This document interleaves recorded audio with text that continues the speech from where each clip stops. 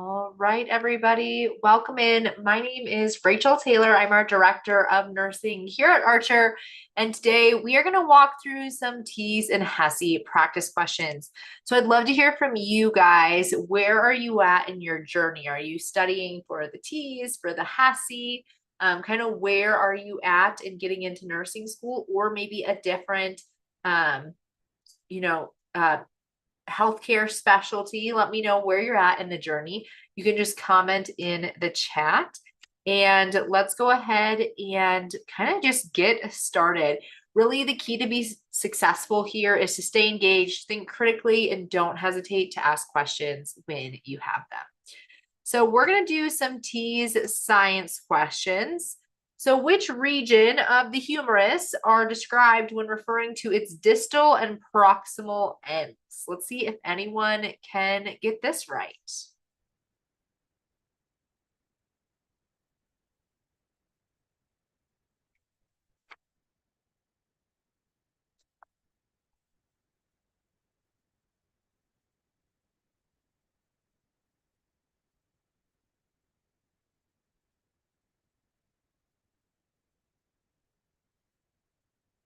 Okay, I see one answer in. Let's see what else.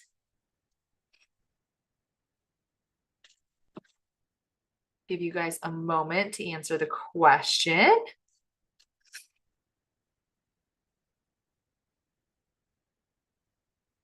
So the distal and proximal ends.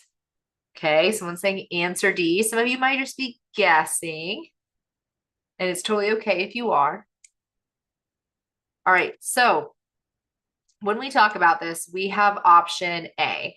And when we think about what option A is, this is referring to the distal or the proximal ends of a long bone, which includes the humerus. So I like option A. We're going to keep option A on the table.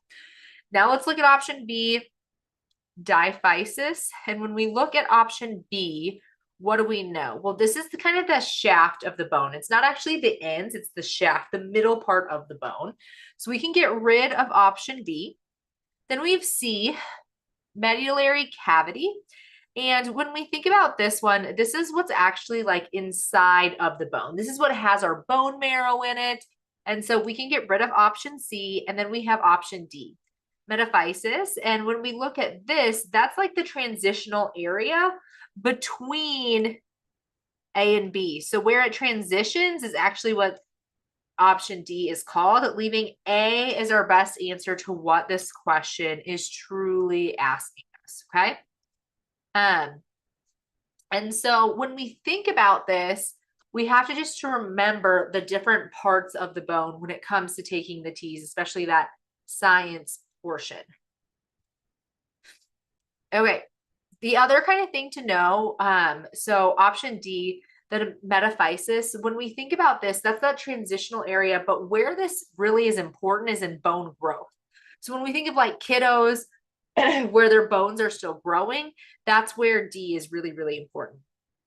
Okay, what is the name of the standard reference position used in anatomy?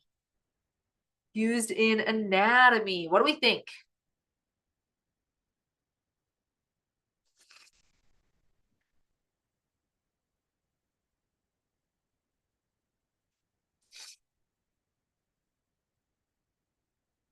Okay.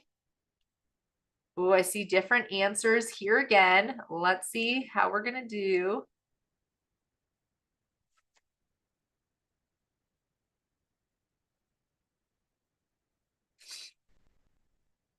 I'm going to give you guys another 30 seconds or so. I've only seen a couple answers come in. Several of you are getting this one right, though. Really good job. All right, so let's talk through this. There's horizontal, supine, anatomical, or prone. And if you said C, anatomical, you are absolutely correct. So let's kind of talk about why this is correct. So the anatomical position is basically the universal language for the body, right? So whenever medical professionals or students, whenever they're really kind of describing the location of a structure, maybe they're discussing a procedure, they use like that standard position as a reference point. So that's why they would use the term anatomical, right? And so it's basically like giving the body a map, is how I think of it. Now, remember in this position, the body is standing upright. It's got feet together, arms are at the side, the head and eyes in the palms, they face forward. And it just ensures clarity on communication and consistency in that communication, especially where they have to be really, really precise. Now, there's positions like supine or prone. Why would we supine someone? Well, supine is when they're on their back, right? And prone is when they're on their belly. And so a lot of times clients might be supine, maybe with their head elevated or head flat, but it just means supine is they're on their back fully, okay? Prone, they're on their belly. We typically prone people when we have a mismatch in the lungs. And so a lot of times, like where I worked in the ICU, we would do a lot of proning, especially when they had ARDS or they had COVID, really bad COVID. All right, so now we're going to take it one step further. Which anatomical plane divides the body into equal right and left halves? Let's see how we do on this one.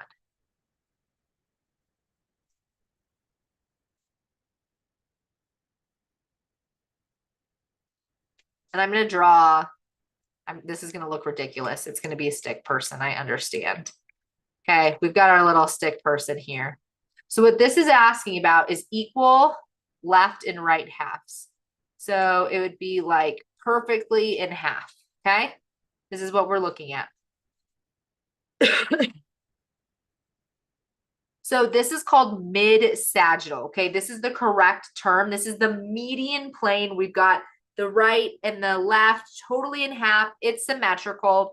Then what a lot of you answered was a lot of you who didn't say A, you said C, transverse. Does anyone know what a transverse plane is? Or it's also known as the horizontal plane. This kind of cuts the body in half, but it does it in a different way. Let me get a different color here. It does it top to bottom. So C is actually if we were cut in half, top and bottom, not side to side. Does that make sense on the difference for those of you who chose C? So our correct option is A, but C would be cut in half like this. Okay, and then oblique. Does anyone remember what oblique is? It kind of cuts the body at an angle. So anytime it's like at an angle, perpendicular to basically where that anatomical plane is, that's where we're going to have an oblique view of the body. Now, kind of the other thing to think about here, coronal plane. We didn't talk about this, but does anyone know how the coronal plane separates us? Front and back. So anterior is the front, posterior in the back. That's what the coronal plane does, is it tells us here's the anterior side of the body, here is the posterior side of the body. All right, the skin is what to the muscle? Superior, superficial, proximal, or posterior? What do you think?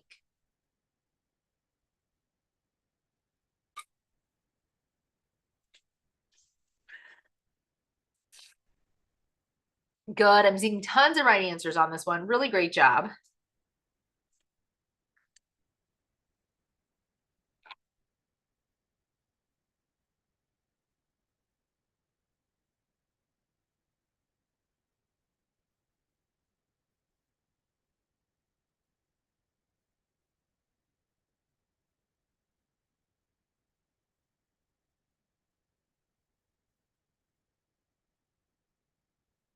Okay.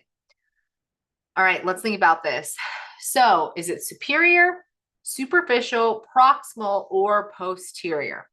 So when we think of it, what do we think of?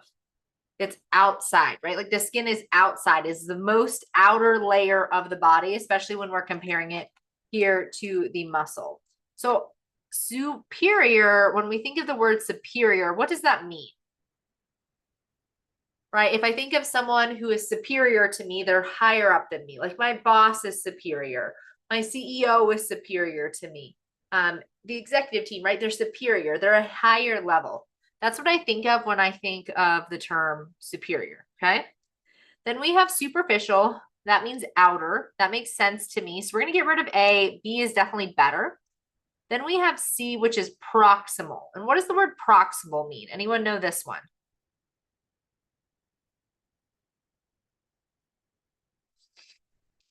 Proximal is how close is it? Typically, we talk about the torso, but we could say near to a different part of the body, but typically it's the torso. And then we have posterior, and I already talked about this. Anterior is front, posterior is what? Kind of that back side, which leaves us with B as our best answer, okay? All right, which of the following defines a chromosome? A segment of DNA that codes for a protein product. B, a condensed structure of DNA and proteins found during cell division. C, the complete set of genetic information in an organism. Or D, a molecule of DNA containing only non-coding regions. Ooh, what do we think on this one?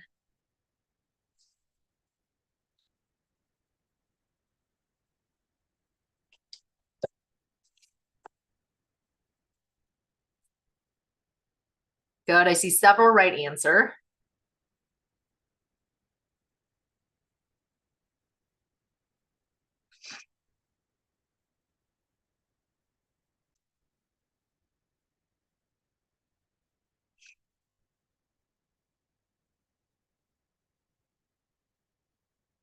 Okay, so here we know that we're talking about what? DNA. So we like that DNA is in the option. So we can get C out. Everyone's options that we chose were pretty consistent that they included DNA. Now, many of you chose A and many chose B. So a segment of DNA that codes for a protein product. Well, when we're talking about actually coding and it's just a segment, what are we talking about? Does anyone know what that is looking at? A segment and it's coding for a protein product. That's a gene, okay? So this is when it actually says like you're going to have X color hair, you're going to have these color eyes. These are like genes, right? And then when we look at B, a condensed structure of DNA and proteins found during cell division. Okay, this is pretty accurate. I like this, so let's keep it on the table. And then D, a molecule of DNA containing only non-coding regions. Well, there's two things that tell me D is wrong. It uses the word only. Only is considered an absolute. So always, must, never, can't. Typically, anytime we see those, we're just going to say, hey, these are likely incorrect. But it says non-coding regions. And here we just said, well, it has genes, and that does code for a protein product. So we know D has to be wrong because A and D are opposite statements. And so we know B now is our best answer. Okay. And when we think about this, chromosomes, right? What do they actually help us do? Chromosomes are going to be really, really important in cell division. They're going to have like the histones. They only become visible when a cell is about to divide. So why does this actually matter? Why do we care about this? Why does the TEAS exam care about this? Well, we have this process called mitosis and meiosis. And here the chromosomes ensure that the genetic material is organized and it's segregated accurately. And this precision, it's super duper important for the proper functioning and reproduction of cells. So that's why this is so important. All right, that was our little TEAS section for science. Next, we have a small HESI section for science. Are there any questions before we start? Kind of the equivalent test, the HESI is very similar to the TEAS, but just a little different in how it asks questions. Any questions from you guys? I'm gonna check Facebook, make sure there's no questions there.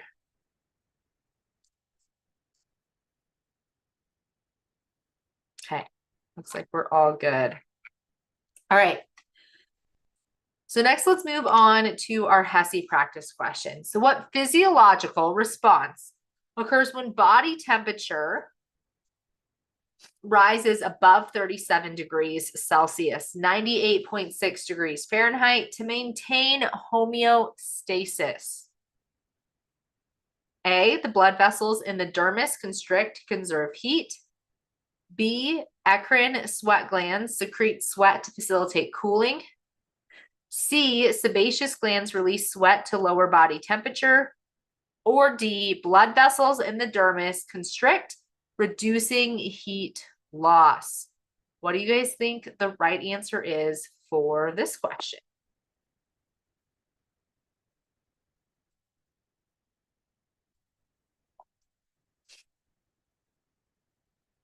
Several right answers. Really good job on this one.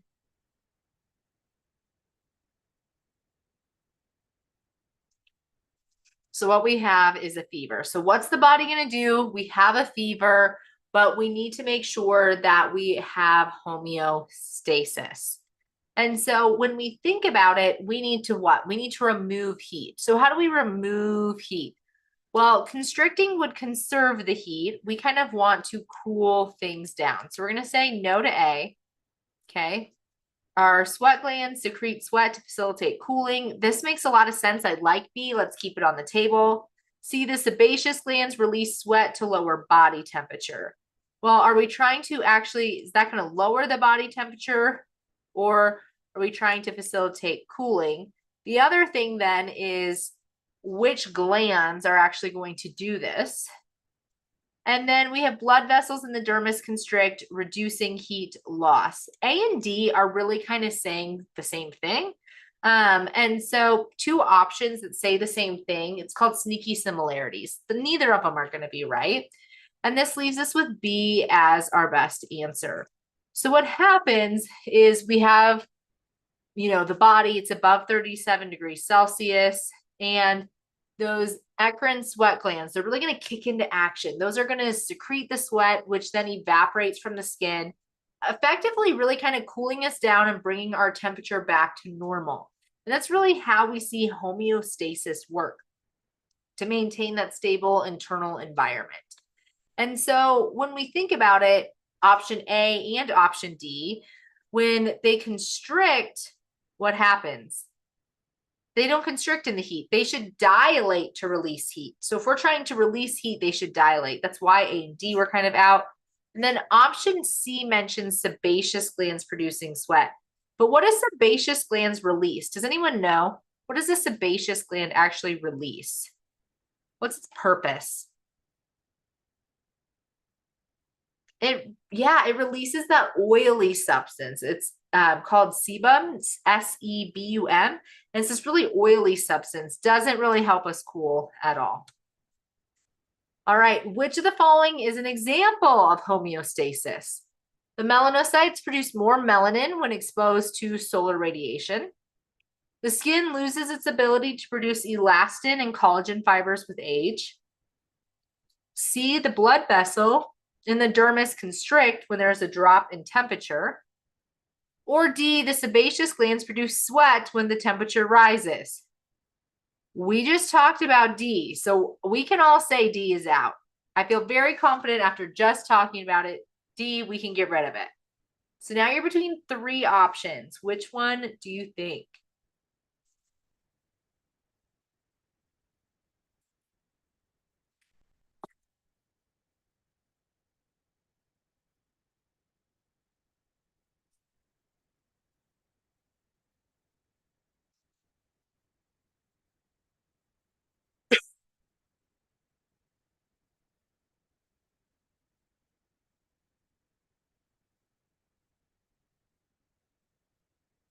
Good, several correct answers here. So many of you are saying C. Let's talk about why you are saying C.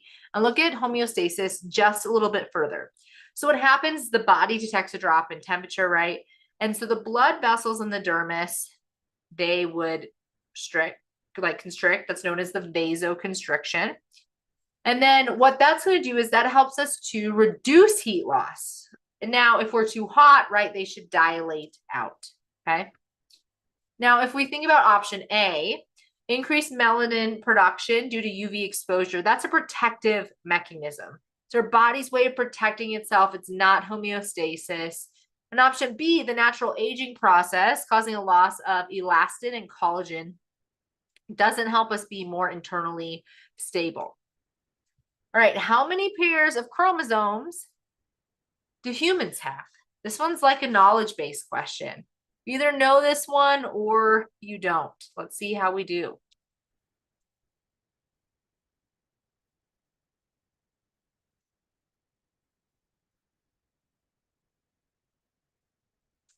Good. Yeah, you guys are getting it right. We have 23 pairs of chromosomes, okay? We've got 22 pairs that are autosomes. One is our sex chromosome. So there's 46 total, 23 pairs. What is the primary function of carbohydrates in the body? So I want you to think of, what does a carbohydrate do?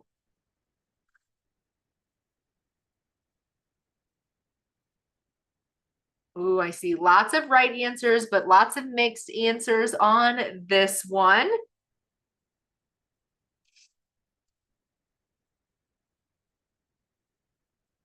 All right, structure, communication, and storage. Lots of you are saying yes to A.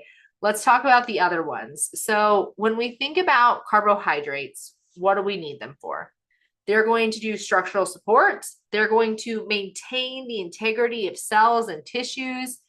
Secondly, carbs are the key energy source. They store energy that our bodies can readily access when we need them. And if we didn't have this, then our energy levels would be really inconsistent. So that's the importance of carbs. And then the third thing is they really play a role in the cell communication. They assist in the signaling and the recognition process, really fundamental to how our cells interact with one another. Now, let's talk about the answers that were incorrect. With protein synthesis, we're forming protein. Well, what would we need to do that? We're going to need proteins, right? And then when we think about option C, it said DNA replication and genetic storage. That's going to be nucleic acids. And then the last one, D, lipids and proteins regulate hormone production.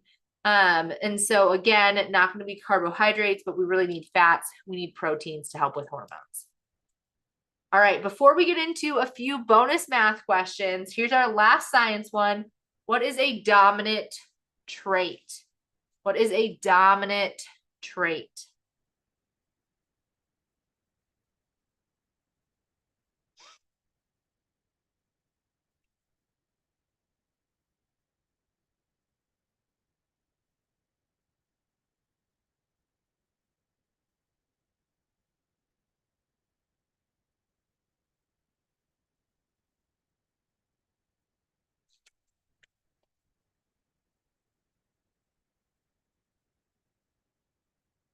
All right, you got it.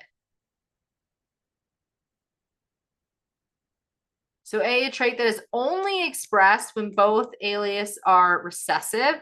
Well, when we think about this, this would be a recessive trait. So A is out. B, a trait that is expressed when at least one dominant allele is present. Well, let's think about it. That makes sense. Typically, if it's a dominant trait, you only need one, and that will tend to take over. A trait inherited from only the mother, it could be mother or father, the combination. A trait that requires a mutation, that is false, leaving B as our best answer. All right, we will have time for at least one, probably two math questions. So a charge nurse's shift ends at 7 p.m. What is the equivalent time in military notation? And let me know if you have any questions about any of the science content that we covered so far. Happy to answer those questions. Really, it's trying to get you ready and used to how you think through the science portion of the TEAS and or HESI as an entrance exam for nursing school, or for any other healthcare career that you may take the TEAS or HESI for. Good. Yeah, you guys are getting this. So it's 1900. So you just take 1200 plus 7 hours, you get to 1900. Now, important things I see students do wrong. They do this, they'll add in the dots. We don't need those. It's just 1900. Oh, let me erase those. The other thing I do is I see them add PM. When we say 1900, we already know that we should be talking about the evening. All right, an IV for a patient begins at 9 a.m. What is the equivalent time in the military notation? I feel like I just gave away the answer. But write it out. Let's see what you get here. Good. Yeah, this is before noon. And so because it's before noon, all we do is add a 0 and remove the colon. And so we end up with 0900. Now, don't forget this O. If you forget this O and you just put 900, that is incorrect. You need it to be 0900 or 0900, right? All right, if 8 fluid ounces is equal to 1 cup and 2 cups equals 1 pint, how many pints are in a large smoothie that contain 56 ounces? And this will be our last question of the day. This one I'll give a little bit longer on.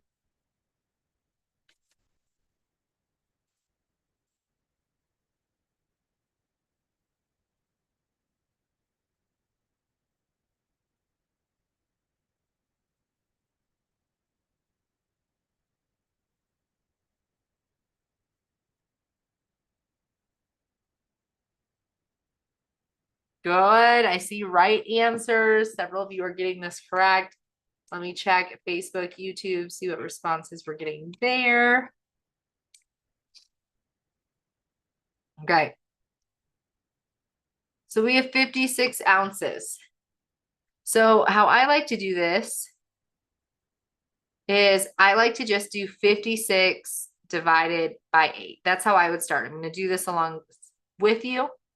When you do that, you get 7 cups, and you know that there are 2 cups in each pint.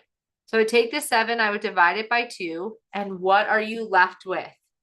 You are left with 3.5, and then you always want to label it pints. So here's kind of how that math works. 56 ounces divided by 8 ounces per cup. Okay, then you have 7 cups divided by 2 cups per pint. You end up with 3.5 pints. All right, everybody, what questions do you have? Thank you so much for attending. I hope you got some benefit out of practicing. Archer here, we have tons and tons of practice questions for the TEAS, for the HESI. We also have demos that you can try. And here's some insight if you need help for the TEAS. But I would love to hear any other questions that you guys might have. Maybe how long it's going to be till you start in your college journey, or continuing on in that with whatever healthcare profession you've decided. But I'd love to answer any questions if you have any. And if not, thank you so much for joining today. And I'm rooting for each and every one of you. And whatever your journey looks like, I'm rooting that that you reach whatever goals you might have. Thank you so much for being part of the Archer Review community. And you can always reach us at nursing@archerreview.com. All right, everybody, I hope you have an awesome, awesome Tuesday. And